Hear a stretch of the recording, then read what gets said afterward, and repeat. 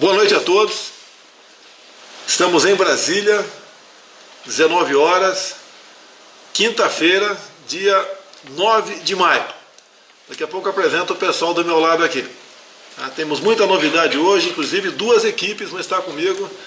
Hoje vai alongar um pouquinho dos 15 minutos, com toda certeza. No final da manhã, de amanhã, se Deus quiser, devo estar em Foz do Iguaçu, onde estaremos então lançando a pedra fundamental, da construção da segunda ponte sobre o Rio Paraná. E isso estava no papel há 30 anos. E, se Deus quiser, amanhã ela sai do papel e a obra efetivamente começa, porque é muito importante o nosso relacionamento com o Paraguai. É um país que está crescendo nos últimos anos, um pouquinho acima de 5%. É um país que realmente mudou completamente a sua política desde a saída do ex-presidente Lugo, aquele que era ligadíssimo com Dilma, com Lula, com Evo Morales, com Chaves, aquela galera do Foro de São Paulo. Então o Paraguai mudou e muito com o novo presidente Marito, e nós estamos sim cada vez mais nos integrando. E à tarde estarei em Curitiba, 16 horas, com o nosso ministro da Justiça e Segurança, Sérgio Moro. Estaremos então inaugurando o Centro Integrado de Inteligência e Segurança Pública, amanhã 16 horas em Curitiba. Bem, agora uma coisa rara, Não é tão rara assim não, porque todo mundo conhece a capacidade do brasileiro. O brasileiro está em todo lugar do mundo, como estive há pouco tempo em Taiwan, e lá encontrei, acredite, um cearense, que está fazendo barbaridade lá em Taiwan. É um cabeça realmente, um cérebro inigualável, que está lá naquele longínquo a parte do globo, quase metade do globo, quase 20 mil quilômetros até lá. E na mesa aqui agora nós temos a Elisângela, a nossa intérprete de Libras, e temos aqui o doutor Edmar Maciel. Vocês vão gostar, pode ter certeza, hein? Ele é cirurgião plástico, mas não é para você ficar bonito não, ou bonita, Não é isso não. Vocês vão gostar disso aqui, porque realmente é uma pessoa que há 5 anos, juntamente com os dois colegas do lado aqui, mergulhava uma pesquisa sobre queimaduras, utilizando a pele de tilápia. Aqui à minha direita, o senhor Marcelo Borges, que é o idealizador da pesquisa com pele de tilápia. Começou em 2014, 2014 essa pesquisa aqui. E na ponta direita ali, o senhor Odorico Moraes, que é professor da Universidade Federal do Ceará. Aqui um cearense, aqui um paraibano, ali um cearense, quem está operando ali é um paraibano. Você é da onde, Elisângela? Do Rio, sou do Rio. Do Rio, e eu sou paulista. Então, vou passar a palavra para o doutor Edmar, falar um pouquinho, o que é essa pesquisa com pele de tilápia, uma coisa inédita em todo mundo, e só o Brasil está nessa pesquisa, com toda certeza, em fase final de ser usada naquelas pessoas que porventura precisarem. Pois não, doutor Edmar? Muito obrigado, presidente. A pele da tilápia, desenvolvida pela UFC, ela veio para revolucionar o tratamento de queimaduras e feridas. Primeiro, que a pele da tilápia é de fácil obtenção, tem em todo canto. Segundo, porque como é uma pele que vai para o lixo, então a produção dela é em baixo custo comparada com os tratamentos que se tem. Mas imagina uma criança queimada por um líquido quente, que deve passar 11 a 12 dias internado e todo dia ter que fazer esse curativo, essa troca de curativo. Alguns com anestesia, outros sem anestesia, o que causa muita dor. A pele da tilápia, ela adere na ferida. Com isso, ela evita a contaminação do meio de fora para dentro, evita a perda de líquidos pela área queimada, mas principalmente evita as trocas diárias de curativo, porque na queimadura de 2º grau ela fica da hora que coloca até o final do tratamento, quando é removido. Sem contar com isso, diminui todo o trabalho da equipe, diminui todo o sofrimento da família e diminui os custos para a rede pública, que é quem arca com isso. Essa pesquisa hoje ela já está em 6 países, acontecendo na forma de pesquisa. 6 estados também aqui no Brasil participam dessa pesquisa conosco. São hoje 189 colaboradores, a quem eu quero aqui agradecer a todos pela participação, compromisso e a dedicação, e mostrar para o nosso Brasil, presidente, que é possível desenvolver uma pesquisa de qualidade nesse país, no nosso Nordeste, no nosso Ceará. Então a gente só tem que agradecer a todos que nos apoiam e participam conosco na pesquisa. Bem, então olha só, tilápia, eu que sou do interior de São Paulo, é conhecido como cará também, né? O pessoal trata como cará, tá certo? Agora você pode ver, quem tem uma PCH, pequena central hidrelétrica, vamos supor que tenha 1 hectare 100% de água, você pode produzir por ano de 10 toneladas a 15 toneladas de tilápia. Então, essa matéria-prima está em abundância aqui em nosso Brasil. Resumindo o que ele falou aqui, quem de nós já não viu, né? Um parente, um amigo, um vizinho, que sofreu queimaduras porque alguém estava passando um café com água a 100 graus ali, né? 100 graus Celsius, e caiu numa criança ou caiu nele mesmo. Uma queimadura essa de que grau que é com água fervente? 2º grau. 2º grau. Ou então alguém que se aproxima de uma fogueira em São João, está tomando tá com a cachaça, com a cabeça cheia de cachaça e cai em cima do braseiro de São João. E fica ali, por exemplo, alguns poucos segundos. Essa queimadura é de que grau? Pode ser segundo profundo ou 3º grau. Tratamento para isso, pele de tilápia. Custo infinitamente não, né? Menos da metade do preço muito inferior do tradicional de hoje em dia. Também redução de dor. Imaginou trocar curativo? Reduz drasticamente a dor. E o tempo também de tratamento também diminui. Diminui em 1 dia nas queimaduras de 2º grau e quase 2 dias nas queimaduras de 2º grau profundo. E a aparência no final entre o tratamento tradicional e de tilápia também fica melhor com tilápia. Sem contar que essa é a primeira pele animal no Brasil que pode ser registrada na Anvisa e é a primeira pele animal aquática do mundo estudada com essa finalidade. Agora, olha só, né? Há pouco tempo, eu tive por 2 vezes com pessoas, com o embaixador do Japão, onde eu ofereci para eles a nossa região amazônica para pesquisas junto à extensa biodiversidade que temos lá. Se com a tilápia chegamos a isso, com toda certeza, né, fazendo uma parceria, você fala em parceria com países, outros quaisquer, no caso aqui eu citei aqui o Japão. Imagine o que nós poderemos conseguir naquela região. Até mesmo, quem sabe, né, vencemos etapas para a cura de muita doença. Além de ser mais rápida, mais precisa e atingirmos realmente o objetivo que nós queremos, que é o deles aqui, trazer aqui o benefício para a nossa população.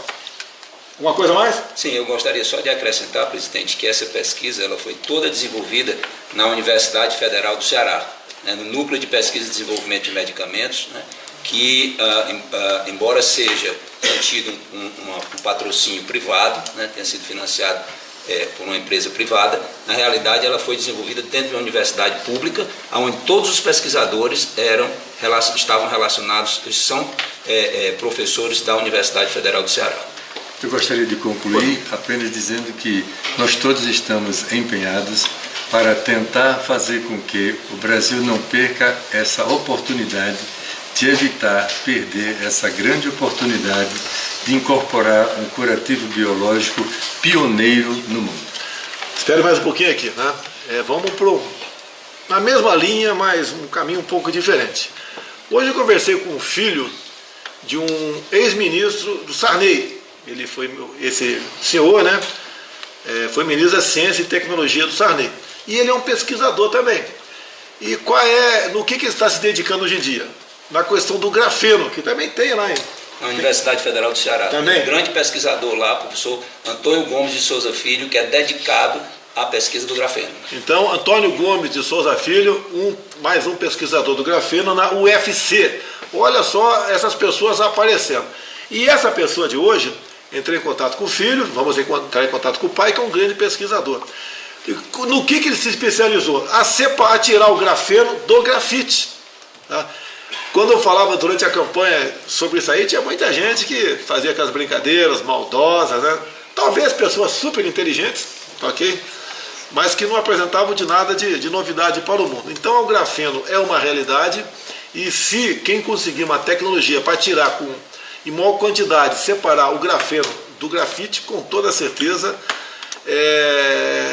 será um salto para esse país, para quem detiver a patente dessa forma de conseguir essa separação, porque a pesquisa do grafeno as utilidades do grafeno são infinitas, aquela história, repetindo, muita gente já ouviu, um fio de grafeno levanta um elefante, 1 grama de grafeno preenche um campo de futebol.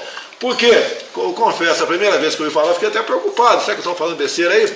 É o único material biplano, as moléculas, teoricamente, tá ok, pessoal, que eu não manjo esse negócio, você joga na mesa, elas se reagrupam e formam uma espécie de tela. Nós temos uma jovem, né, recém-formada pelo Instituto Militar de Engenharia, que está na prancheta uma tela de grafeno. O que essa tela faz? Dessanaliza a água do mar, ou pega a água dos lençóis nossos, freáticos, salobra, e também dessanaliza e transforma-se em água potável. Imagine, já que os senhores estão no Nordeste aqui, a que distância nós estamos de tratarmos a água, tornar a água realmente potável com essa tecnologia que é de uma brasileira. Onde ela está? Pelo que estou sabendo, está na Inglaterra. Mas se Deus quiser, o Marcos Pontes, um astronauta formado pelo ITA, sendo na NASA há muito tempo, está trabalhando duramente também nessa questão. Falei com ele hoje, ele deve falar com esse pesquisador que no momento mora em Campinas, para agregar o nosso time, ao time que não fiz contato ainda, mas eu vou pedir o telefone deles lá do pesquisador nosso da UFC, tá? E bem como o pessoal da Mackenzie em São Paulo. Até porque o grafite você tem quase no mundo todo, mas de boa qualidade temos aqui no Brasil. Lá em Miracatu, Vale do Ribeiro. Pessoal, o brasileiro não tem limites, tá? O brasileiro é aquela que tem solução para tudo, faz gambiarra também em tudo quanto é lugar, faz pesquisa maravilhosa, como essa da pele da tilápia, com esses três que estão do meu lado aqui. Pessoal, agradecer vocês três. Vamos correr com outras matérias aqui, porque temos muita novidade para passar para vocês no dia de hoje. Pessoal, obrigado, presidente. Pessoal aqui da Paraíba e do Ceará, muito obrigado aí. Obrigado. Pode levantar. Vou continuar aqui então agora. No dia de ontem, nós aqui apresentamos, via Marcos Pontes, né, numa teleconferência com a garotada de uma escola bem no interiorzão, lá no interiorzão de Goiás, chamada Cavalcante, da escola Calunga. E o que é que foi apresentado ontem aqui? Nós temos um satélite que nos custa, né, levando-se em conta a vida útil dele, o seu preço, né, ele nos custa R$800 mil por dia. E o que o Marcos Pontes começou a fazer desde o início do ano? Há 2 anos o satélite estava no espaço e nós tínhamos meia dúzia pontos aqui no Brasil. Que ponto é esse aqui? Serve para sinais de internet, por exemplo. E tínhamos apenas meia dúzia de pontos. O Marcos Pontes começou a trabalhar junto com a sua equipe nessa questão. Hoje nós temos no Brasil 2.800 pontos, 2.800 pontos. Em 2.800 pontos, sendo que pouco mais de 2.000 estão no Nordeste. E onde estão esses pontos? Dentro das escolas. Então tem lá uma antena, tem lá um roteador, esse mesmo, que transmite sinal de Wi-Fi, num raio de 300 metros, e a garotada toda, então, dessas 2.800 escolas, que atingiu a marca de 1 milhão de estudantes, estão tendo acesso à internet. Até o final do ano, o Marcos Pontes falou que vai instalar 10 mil pontos de internet em escolas e também em comunidades, né? E nós temos a capacidade para 50 mil pontos. Então, um grande salto na informação via internet. Agora vocês começam a sentir, né, a necessidade de termos tecnologia para fazer no satélite. Temos aqui o Centro de Lançamento de Alcântara, que conversei hoje com o governador do Maranhão, Flávio Dino, tratamos sobre esse assunto. Ele está plenamente favorável que o CLA, o Centro de Lançamento de Alcântara, volte a funcionar de verdade, mas nós não temos tecnologia para fazer um satélite. Se Deus quiser, vamos ter, não vai demorar isso aí, porque o brasileiro realmente não tem limites. Então, esse programa chamado GESAC, é Governo Eletrônico de Serviço de Atendimento ao Cidadão. Então, as escolas do Brasil todo devem ter um telefone lá com o Marcos Pontes, prefeito, vereador, que não tem internet, que queira botar na escola. Logicamente vai ter uma relação de prioridade, né? O objetivo é atender a região norte e nordeste, ok? Bem, agora aqui mudou aqui o time do meu lado aqui. Temos aqui o Abraham von Traig, é isso mesmo, não tinha certo. Nosso ministro da Educação, que vai falar sobre a questão de verbas para a universidade. Temos aqui o Gilson. O Gilson vai falar sobre ecoturismo náutico. Eu sou um apaixonado por questão de mergulho. E lá na ponta direita, o homem do fundo do mar. Netuno. O Netuno, tá? É o Jorge Seife Filho? Júnior, que vai falar da sua viagem agora a alguns países, como países e cidades, né, também, né? Teve em Nova York, tratando de cotas de atum, em Bruxelas, sobre a abertura do pescado para nós brasileiros, e a questão do seguro-defesa, o descadastramento por telefone. Vamos começar primeiro aqui com o nosso ministro da Educação, o Abrão, que vai tratar então dessa questão que deu uma certa polêmica aí, mas ele vai explicar realmente o que está acontecendo no Ministério da Educação e a questão de recursos também, né? Orçamentários. Abrão, presidente, palavra aí. Tem muita gente que está espalhando terror e falando coisas que não estão acontecendo. O que a gente está se deparando? A economia do Brasil, até o senhor ser eleito, ela estava afundando.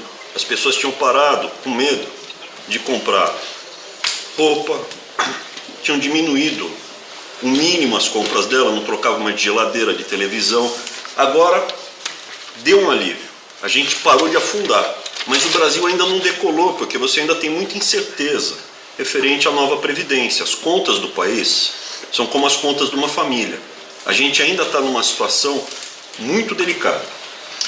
Como é que eu traduzo a situação? O Paulo Guedes, ele teve que fazer isso porque a lei manda a gente contingenciar, segurar um pouco, não cortar, segurar um pouco os gastos, não só no Ministério da Educação, que eu sou responsável, mas em todos os ministérios a gente está segurando um pouco para cumprir a lei e não terminar que nem o governo anterior, que gastou mais, descumpriu a lei e gerou inflação. Então a gente tem que dar uma segurada. E eu queria explicar o quanto é isso que a gente está fazendo. O senhor gosta de chocolate, presidente? Sim. Opa, sim. Então imagina o seguinte. Não gosto de tomar chocolate, mas de comer chocolate eu gosto. Prestígio, o senhor gosta? Gosto, de graça, ainda mais de graça. Você está oferecendo para mim isso aí? Não, de graça não existe nada de graça, alguém paga. No caso eu paguei o chocolate, mas eu vou oferecer para as moças que marmanjam. Oferecer chocolate para marmanja eu estou fora, né, presidente? Então como é que eu vou explicar isso? Imagina o seguinte. A gente tem um orçamento, a gente tem mais ou menos 100 chocolates, cada caixinha aqui tem 25 chocolates. Eu vou colocar aqui, precisam fazer muita bagunça, presidente. Vou te ajudar aqui para te ganhar tempo. Eu vou jogar chocolates aqui. Aqui tem 25 chocolatinhos. Opa, já lotou. Já lotou? Aqui tem mais 25 chocolatinhos. Aqui mais 25. Aqui está faltando um. Aqui tem mais 25 chocolatinhos. E aqui tem mais 25 chocolatinhos. Imagina uma universidade federal típica, normal, dessas que a gente vê por aí. O que a gente está fazendo com elas? Elas geralmente têm de orçamento R$1 bilhão por ano. Algumas têm mais. Cada universidade, 1 bilhão por ano? Algumas têm mais, algumas têm quase 4, 3,5, algumas menos. Mas vamos supor uma assim, que a gente encontra com mais facilidade. R$1 bilhão por ano. Esse dinheiro vem da onde? Vem do seu bolso, porque você paga imposto para comprar chocolate, para pagar a linha de celular. Então o que acontece? Nesse momento que está todo mundo segurando e apertando o cinto, a gente não está mandando ninguém embora. Todos os salários estão preservados. Ninguém, se fosse numa empresa, é difícil, numa empresa, numa padaria, a gente às vezes tem que mandar a gente embora numa situação dessa. Ninguém vai ser mandado embora, todo mundo está recebendo em dia, professor, técnico, todo mundo. A gente também está falando, olha, toda a ajuda que o aluno recebe de refeitório, de moradia, está preservado. E a gente está pedindo simplesmente que 3 chocolatinhos, 3 desses 100 chocolates, 3 chocolatinhos e meio. Eu não vou cortar aqui, deixa eu só cortar aqui, presidente. 3 chocolatinhos e meio. A gente não está falando para a pessoa, esses 3 chocolatinhos e meio, a gente não está falando para a pessoa que a gente vai cortar, não está cortado. deixa para comer depois de setembro. É só isso que a gente está pedindo.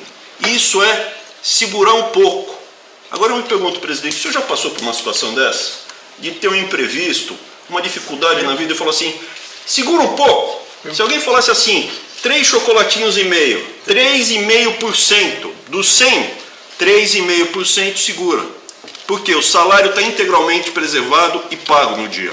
A gente tem todo o auxílio aos alunos preservado. E agora ficam espalhando que a gente está fechando tudo. Mais uma coisa, presidente. A gente está recebendo todos os reitores, tá, que quiserem conversar com a gente para discutir um projeto específico que eles não tenham verba. Se quiser vir conversar, mostrar os números, ou se quiser fazer isso no Congresso, a gente está sempre disposto ao diálogo. Mas parece que tem um governador de um estado que ele tem universidade estadual e cortou o ponto dos alunos. Não é universidade federal, tá? É o posto. Está explicado. Tá bom, chocolate? Nós temos que estar excelente. Vou até ficar vou confiscar alguns de vocês aí, então, de você, tá ok? Muito obrigado aí. Ministro, obrigado pela explicação. Semana que vem eu vou estar, quinta-feira eu devo estar em Dallas, é isso mesmo? Devo estar em Dallas. E eu acho que vai manter a nossa live lá em Dallas também. Temos o que falar para vocês. Então, aproveitar aqui, agradecer ao ministro Abraham Van BYZ 500 MHz, é o nome da estação de rádio que vocês escutam aqui. Obrigado aí. A educação, sim, merecia um ministro de porte. Ele é professor universitário, isso mesmo? Sim, senhor. Universitário, é gestor e está fazendo o trabalho que deve ser feito lá. Pode deixar que as universidades estão preservadas, não existe esse terror todo. Tá? Se fala tanto absurdo, né? No governo Lula, Dilma, se não me engano, cortaram 10 bilhões, ninguém fala nada.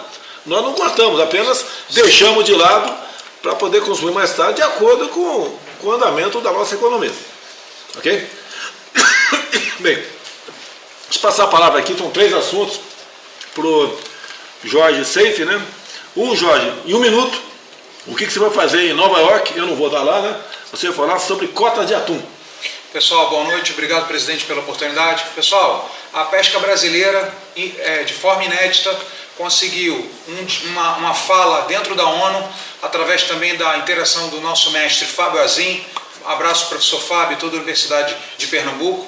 E fomos lá, na reunião que antecede a decisão das cotas de atum, que será em novembro, e brigamos, tivemos uma fala muito dura, porque hoje a maioria das cotas de captura, que as cotas de captura de atum não são designadas pelos países, e é um órgão internacional chamado ICCAT. Então, aos produtores de atum, aos pescadores de atum, fomos lá na ONU, representando o Brasil, e falamos lá pesado para que eles reavaliem a questão das cotas para os países de desenvolvimento, que é o caso do Brasil. Capitão, fizemos lá um trabalho muito bacana. Primeiro assunto tratado aqui. Outra coisa, hoje em comissão especial, né, que analisa a medida provisória sobre reestruturação do governo, uma das medidas tomadas pela comissão, falta ser referendado pelo plenário, que pode não acontecer, estão pegando a COAF lá do Ministério da Justiça, do Sérgio Moro, e mandando lá para o Ministério da Economia, do Paulo Guedes. A gente espera que o plenário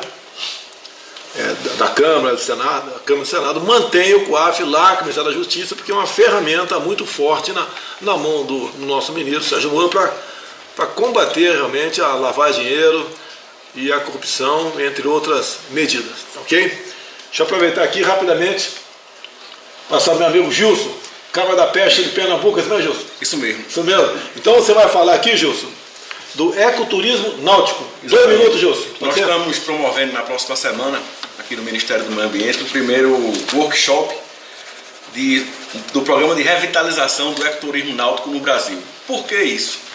O Brasil possui hoje o número 1 do mundo, nós somos o número 1 do mundo em riquezas naturais, em belezas naturais, segundo a Organização Mundial do Turismo. E nós precisamos transformar isso em números reais para a economia. O ecoturismo e o turismo empregam toda a cadeia produtiva de 52 tipos de atividades, do piloto de avião ao piloto de van, ao cozinheiro, e através de um litoral enorme que nós temos, de mais de 8.500 quilômetros de costa, nós temos mais de 35 mil quilômetros de margens de rio e mais de 9 mil quilômetros de lagoas. nós poderemos fazer várias atividades náuticas que gerem emprego, renda, tipo recifes artificiais, afundamentos de navio para que a fauna venha, para que exista o turismo contemplativo. Nós podemos fazer atividade náutica, pesca esportiva, nós podemos fazer pias marinas. Então vamos fazer esse workshop para justamente ouvir toda a cadeia que envolve a cadeia da indústria náutica, a cadeia da receita, que é quem calcula e taxa os impostos hoje, que são muito altos no Brasil para importação de barco, para importação de eletrônicos, para importação de motores e peças que servem para a indústria náutica. Enfim, vamos fazer tudo isso daí para que realmente a gente consiga transformar em números reais o posto de número 1 do mundo em belezas naturais, porque o Brasil hoje ocupa o 27º lugar em recebimento de turistas estrangeiros no mundo e somos o 3º hoje na América do Sul, infelizmente. Mas a gente vai mudar isso nesse governo e eu não tenho dúvida disso. Outra coisa, eu tive ontem no Conotel, presidente, que é o Congresso Nacional de Hotéis em Goiânia, e o pessoal lá está muito animado, muito satisfeito com os números que já estão sendo vislumbrados. Por exemplo, a violência diminuiu no país da gente. Sim, 25%. 25% ontem, foi unânime, inclusive o presidente da BIH, o Manuelzinho, mandou um abraço para o senhor, parabenizou o senhor pessoalmente. Quando aprovar o projeto anticrime do Moro, vai diminuir mais ainda a violência no nosso Brasil. A perspectiva para números de turistas estrangeiros cada vez cresce mais, só com a abertura de visto para o Japão, Estados Unidos, Canadá e Austrália, a procura já aumentou em torno de 75%. Então eu não tenho dúvida que se o Brasil quiser sair do desemprego que a gente está lutando contra isso daí, em apenas 4 meses, a gente vai ter que investir no turismo, pois temos hoje em torno de 45% a 50% de capacidade ociosa de hotéis fechados, o dono do hotel com a chave na mão e o quarto lá fechado, esperando gente chegar. A não reciprocidade de vistos já aumentou a confirmação de passagens aéreas, né, de outros países para cá. É verdade, okay. Com certeza. Outro gargalo que foi detectado lá ontem é o preço das passagens aéreas. Absurdo, isso está um absurdo. Hoje você uma passagem de Recife, por exemplo, para Brasília, você paga no mínimo em torno de R$ 1.200 uma perna. Então o elemento vem de fora, por exemplo, vamos supor que nós estamos aqui em Brasília, quer fazer um turismo no Brasil. Ele vai se descapitalizar. Se ele vai lá para Recife, 1.200 é no barato. Tá? Barato. Tem dia da perna da Brasília, está R$ 2.500. Se ele quer dar mais para Manaus, tá? Depois voltar para Porto Alegre, não sei onde, ele não vai fazer turismo aqui. Dessa forma não vai fazer turismo. Você pode ver, o preço do ICMS da querosene de aviação em São Paulo é um dos menores aqui do Brasil. O Rio de Janeiro quer fazer a mesma coisa agora. Tá? Por quê? Acaba estimulando que mais voos partam de onde o combustível é mais barato. E deixar bem claro a todos do Brasil. Eu fiquei sabendo antes de ontem, dia 7 de maio, que estava em negociação a ida da Fórmula 1 para o Rio de Janeiro. Fiquei sabendo. Até o governador de São Paulo, o Dória, o prefeito, estão chateados, não tive participação nenhuma nisso. Tá? E eu não quero causar briga nem ciúmes entre Estado nenhum. Agora, a decisão, a iniciativa de ir para lá, pelo que eu estou sabendo, são dos próprios organizadores, que iriam sair do Brasil. Iriam sair do Brasil. E palavra dele, tendo em vista, nós temos ganho a eleição, não foi aquele outro, né, que ficou em segundo lugar, e resolveram manter no Brasil, e resolveram, num campo de instrução do Exército, campo de Camboatá, onde estava sediado o 1º Batalhão de Forças Especiais, lá no Rio de Janeiro. Eles vão construir, uma vez tudo acertado, parece que está caminhando nesse sentido, em poucos meses vão construir essa pista de Fórmula 1, de modo que o ano que vem teremos Fórmula 1 no Brasil. Agora, aquilo, o pessoal de São Paulo, com todo respeito, estava no Rio, foi para São Paulo, não teve briga nenhuma, agora está voltando para o Rio, quem sabe depois vai para São Paulo de novo, vai para Goiás, vai para Manaus, onde for.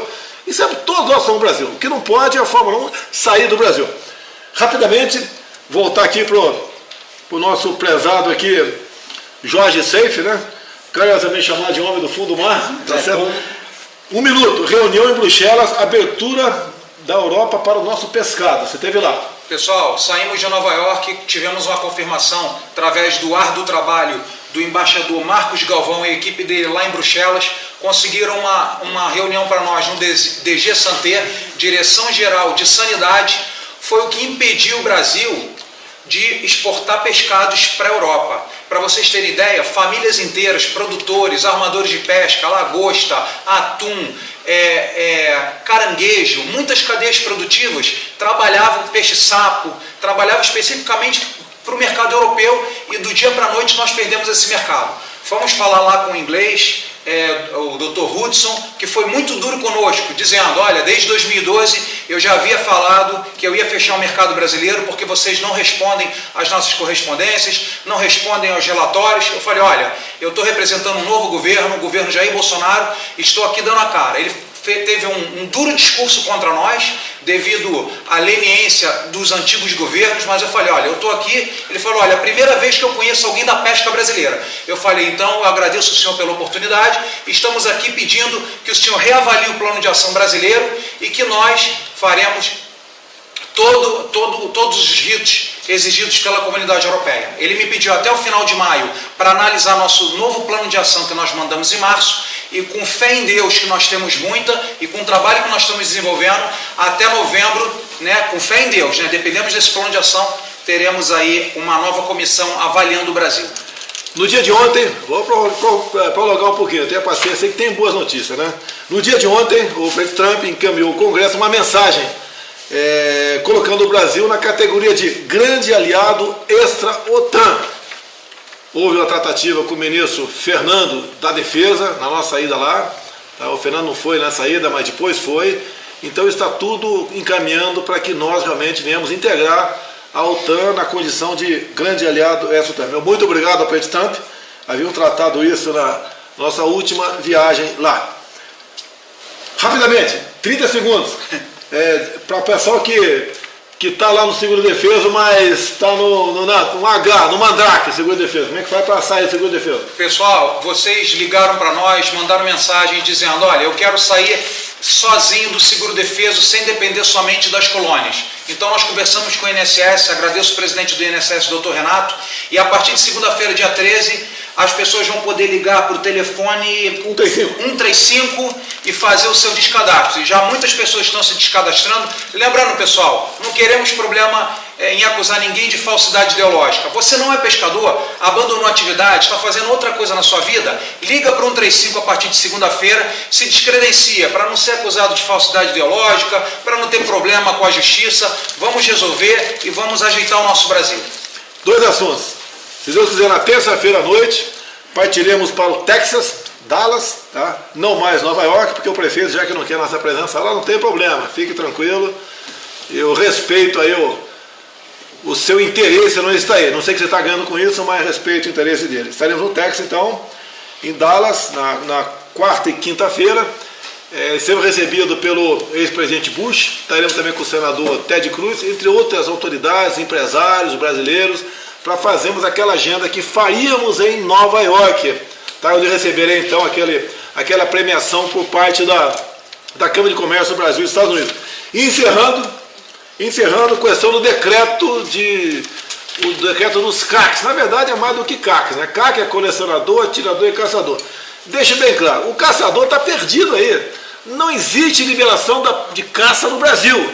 A única caça liberada com restrição no Brasil é a do javali, mas nada além disso. E ninguém vai liberar caça. Você quer que o pessoal caça tucano por aí? Não há perigo. Caça capivara? O animal caça no ecoturismo. Caça Bambi? Não. Está ajudando por quê? Eu sou São Paulino. Não falei nada aqui, tá? Caça tatu. Não, tem que tatu. Quem está lá no campo lá, com toda certeza, caça alguns de vez em quando ali. Caça não está liberado. Então, entre outras coisas, decidido no decreto aqui, o homem do campo, a posse de arma de fogo, que ela só dentro da tua residência, em todo o período da tua fazenda, de 100, 200, 500 mil hectares, ele vai poder andar com a arma na cintura. Essa pessoa que tinha posse de arma de fogo apenas, o porte, tinha direito a 50 cartuchos por ano, vai ter direito a 1000 agora, 20 vezes mais. O monopólio acaba, logicamente não vale para fuzil, né? Mas vai poder comprar armamento lá fora. A gente pode na próxima live entrar em detalhes tocante a isso. Uma coisa importante, né, também, o porte de arma de fogo vale para todas as armas. Imagine se você tem um Fusca em casa, tirar a carteira para o Fusca. Daí você compra um Cinca Chambord, vai ter que tirei do fundo do baú, né? Outra carteira para o Cinca Chambord. Agora eu tenho tempo aqui. Compra um DKV, também. Compra um Oldsmobile. Você, Não, então, a mesma carteira vai valer para posse e porte de todas as suas armas. Eu acho que tá de bom tamanho, né? Eu acho que está de bom tamanho. Não é promessa de campanha. Nós fomos no limite da lei. Eu não vou repercutir esse assunto aqui. Tem certas fake news, mentiras a meu respeito, que se eu for dizer aqui as mentiras que falo, vai gente pegar parte da coisa que eu estou falando aqui e interpretar como verdade. Okay? Hoje em dia, qualquer acusação contra mim, já que tudo é filmado, né, é gravado no Brasil, exija... eu tive, não vou entrar em detalhe, há 2 semanas reunião com uns 15 jornalistas aqui. Daí saiu um fake news enorme, que eu teria falado uma besteira, seria uma besteira enorme realmente essa falar daquilo, né? Nenhum jornalista falou nada. Qual foi alguém de imprensa na ponta da linha começou a falar essa besteira aí? Cruzoé. A Cruzoé, foi Noblar, começou a falar uma besteira que eu teria falado numa reunião com 15 jornalistas, nenhum publicou nada. Já imaginou eu com 15 jornalistas tivesse falado uma besteira como aquele que o Noblar publicou? Tá? Eu teria sido massacrado 10 minutos depois que acabou a reunião. Então isso é comum, fake news manda a gente, não vou dar bola, como também criticando a questão do aumento, falando barbaridades, a questão do decreto. Não fui além do limite da lei. Não é apenas compromisso de campanha, o compromisso de campanha era possível ser atingido, e estamos cumprindo os compromissos de campanha.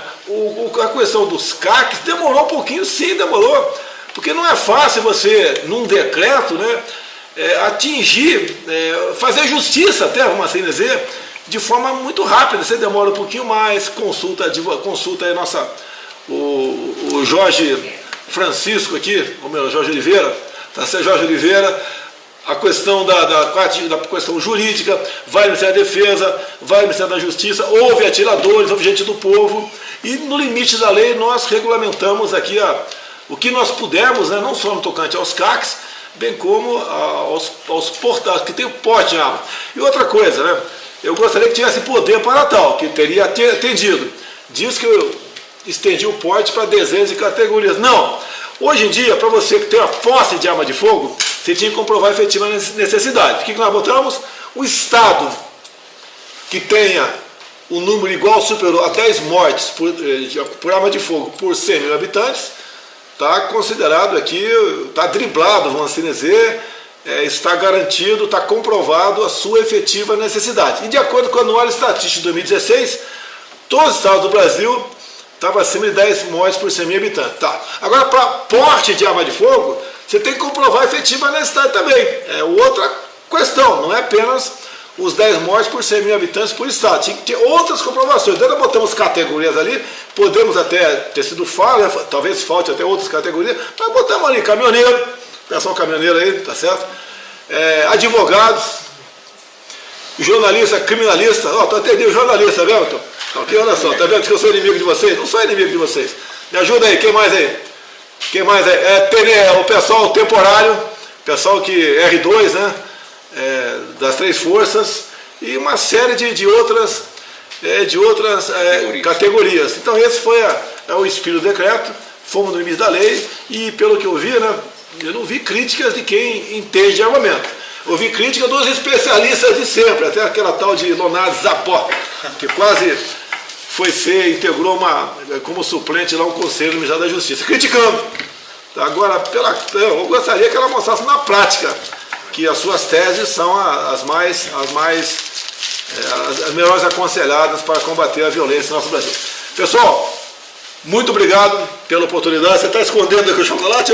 Todo mundo cobiçando aqui. Você não vai sair daqui levando esses pacotes de chocolate embora, não. Vai ficar aqui. Está confiscado aí, 30% no mínimo aí. Então, obrigado a todos vocês. Safe, Gilson. Querido não. Abraão, tá certo? Vai entrar, querido não. E a dona, depois esqueci o nome dela do céu. Elisângela. Muito obrigado. Quinta-feira talvez seja mais reduzido um pouquinho, que devo estar no Texas, né? Mas na outra quinta-feira a gente volta ao normal. Um abraço a todos. Brasil acima de tudo. E Deus acima de todos. Valeu. Um abraço.